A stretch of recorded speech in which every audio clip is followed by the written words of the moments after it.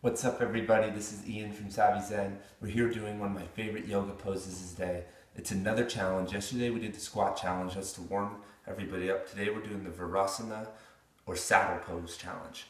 This is one of my favorite poses. If I could choose one pose to get everybody in the world to do, or get work toward, this would be it, because it works this whole quad, knee, ankle, calf area and our feet never get in this position. When are you ever in this position in day-to-day life?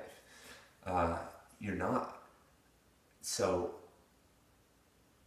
putting yourself in these precarious positions that are seemingly natural. Watch a baby. They're babies. Like, I was at the beach the other, maybe a month ago, and I was watching these like little 3-year-olds, and they were like their feet were pointed out, and they're like out here, and they're moving in this position. Things that would break even my knees. I can't even imagine like people who aren't flexible, right? They're just naturally in these positions, but then we start to lose these positions. So you may be wondering, like, hey Ian, I can't do this position right now. So if you're having trouble doing this position, starting a 5-minute daily Virasana challenge, just start trying to sit cross-legged. A lot of people can't even sit like in a cross-legged position. So start there, and then, start working your way up into this position, down here a little bit, or just do hero's pose where the feet are together. And then you can place a block under your butt if you're still not down there. So now we enter into Virasana. So I would use 2 blocks. So use 2 blocks to start, whatever you need, or more. Feet wide, and then just sit on the block. 5 minutes, watch TV, do what you need. Remove the block when you're ready. Boom. We're working it.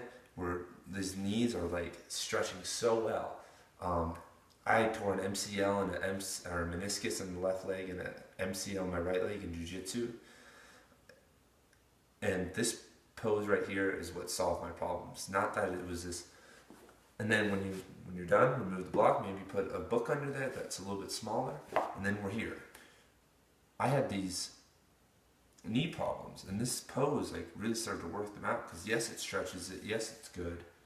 But it also started to signal, like, point to where it was like the pain really was, and like in the parts of my quad that were tight too. I probably actually tore those muscles because my quads were too tight. So that gives me the opportunity, depending on wherever it is, to do myofascial release up those lines. So if it's your meniscus coming up this way, if it's your MCL on the outside, if it's ACL in the middle, right? And then really roll that out, find trigger points and stuff. Also, the funny story is that Gregor Mall, in his few of his books, 2 of his books, his primary series book, his intermediate series book, and his pranayama book, and meditation book, he talks about this always. He talks about how you should do this for 5 minutes a day. But saddle pose where you come all the way back. But I thought, I just read it wrong. I had a friend's copy. It was just at my friend's house. So I just glanced at it real fast, and then it was gone.